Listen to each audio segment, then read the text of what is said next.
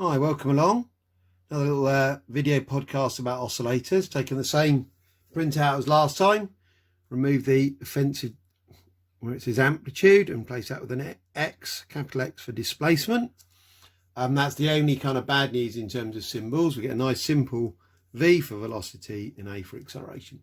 And the main purpose of this video is to make sure that you can draw and translate between this velocity displacement time graphs, velocity time graphs and acceleration time graphs for a simple harmonic oscillator. We're going to start with displacement and work to velocity and acceleration, but it's not as simple as that. You need to be able to work kind of in different directions. So let's just think about how we might go about doing this. We've got a couple of things that might help us. The first is that we know that velocity is equal to the gradient of a displacement time graph. So if you're in math, you might have seen that as dx by dt or ds by dt. And acceleration is equal to the rate of change of velocity. So it's equal to the gradient of the velocity time graph. But there's another little hint, isn't there? Because we know I've said that the acceleration is proportional to minus x. So the amounts are linked, but they're in opposite directions. So we might find that useful as well. So we're obviously going to do the velocity time graph next. And the way to do this is to kind of dot in the information you know. And I've drawn in these orange vertical lines to make sure that our graphs kind of line up properly vertically. So if we take this starting point here, it's starting at the equilibrium position and it's starting with a positive gradient. And we know that it's going fastest in the equilibrium position, and you can see it's got the greatest gradient. So we know that here we've got maximum positive gradient. We know here at the end it's going to stop where there's zero gradient, and here we've got maximum negative gradient. And I'm just by eye checking that that and that are about the same.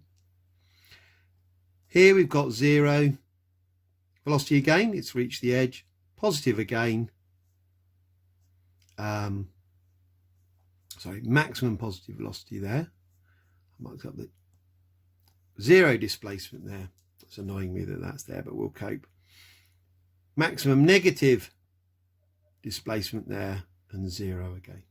So now we're going to try and draw in a curve through those points, trying to remember which point not to use. A few hints. We don't want the graph to be vertical as it goes through the equilibrium position, because that would kind of imply infinite infinite acceleration. And we want zero gradient at the top, so we've got to curve round like that.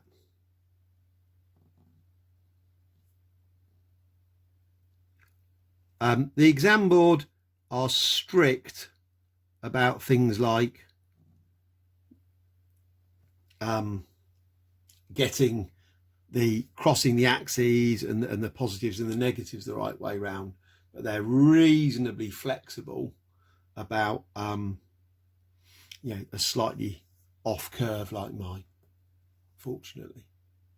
So what about the acceleration time graph? Well, we can either use logic from the top, or we can use the gradient of this, or we can use that relation. Let's try it without that to start with, and we'll come back to that in a moment. So initially, we said it was at zero displacement, and therefore it's in the equilibrium position, so it'll have zero velocity there, won't it?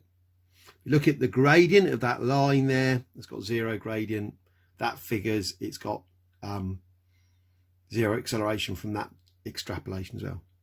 It's also got zero acceleration here, zero acceleration here, and zero acceleration here, because every time it goes through the equilibrium position, it doesn't have any acceleration. Here we've got a maximum negative gradient, haven't we? But we've also got maximum positive displacement, and if you look at that relation, that's implying when the displacement is maximally positive, then the acceleration will be maximally negative, and vice versa. So both ways we know that that's maximum negative yeah, it's definitely maximum negative acceleration. What I have mucked up though is I was a bit quick on that dot there is in the wrong position. That should be there. I might have to circle the correct ones, because it's when it goes through the equilibrium position following that line, that's where it's got zero acceleration. Same here, it's where it's at zero displacement. Same here. So maximum negative acceleration there, maximum positive acceleration there, because that's a maximum positive gradient there. When it's at maximum negative displacement, it's got maximum positive acceleration. Back to the same as this point here, it's got maximum negative acceleration, and here it's got maximum positive acceleration, because that's a positive gradient and it's the opposite sign of that. So again, try and join that up into a reasonable curve. And what you should discover is a lot of people will remember as a simple shortcut is the acceleration graph is exactly a mirror image of the displacement graph. The velocity graph is somewhat different. One way of remembering the velocity graph is that it's shifted by a quarter of a cycle. If you can imagine, if we traced that, we'd moved it a quarter of a cycle to the left. Thinking about phase, it's a quarter of a period, or pi by 2 radians out of phase.